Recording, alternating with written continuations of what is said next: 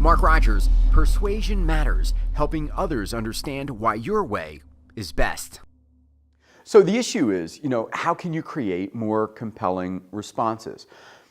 The art of persuasive communication is acknowledge your target's opposition and then respond in an honest, substantive, and compelling manner, and then transition to the logical next step, moving the conversation forward.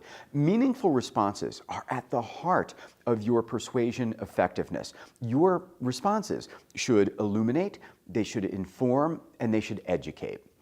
So again, the fundamental issue is this: how can you create more compelling responses? Here are some ideas. The first, use examples. Examples present a similar case which constitute a precedent.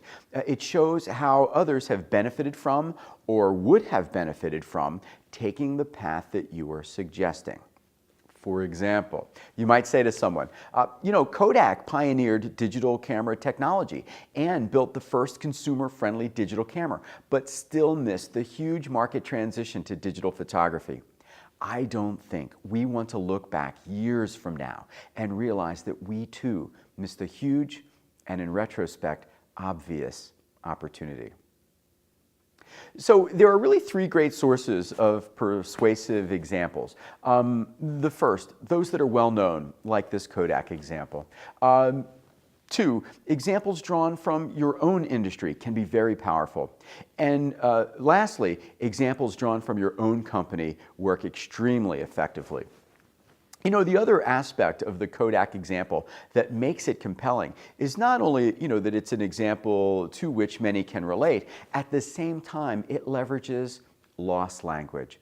See, one of the fundamental tenets of persuasion is that we are more strongly driven to action by what we stand to lose rather than what we stand to gain.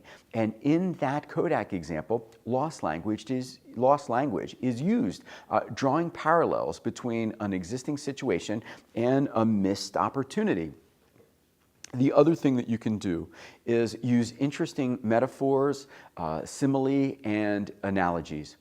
Metaphors are a figure of speech in which a word or a phrase that ordinarily designates one thing is used to designate another, thus making an implicit comparison. This series of meetings will be the marketing group's Olympic Games.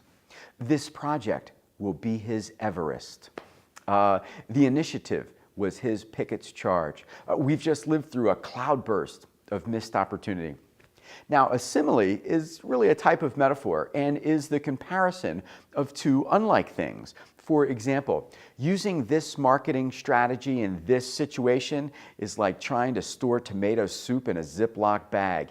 You can do it, but it's going to be messy and difficult to manage.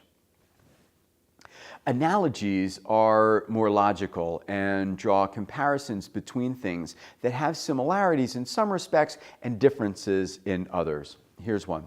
Hitting second gear on a Harley-Davidson V-Rod motorcycle is like launching an F-18 Super Hornet off the deck of the USS Nimitz. Powerful, huh? See, metaphors and similes rely more on imagery and may elicit more emotion. Analogies are a bit more logical. Don't get hung up on trying to categorize your language. Is this a metaphor? Is it an analogy? Is it a simile? Don't worry about that. Simply try and say things in an interesting and unique way that will help capture the attention of your target and help them understand what it is you are saying. And remember, a little goes a long way. Cinnamon is great, but too much spoils the dish. Mark Rodgers, Persuasion Matters, helping others understand why your way is best.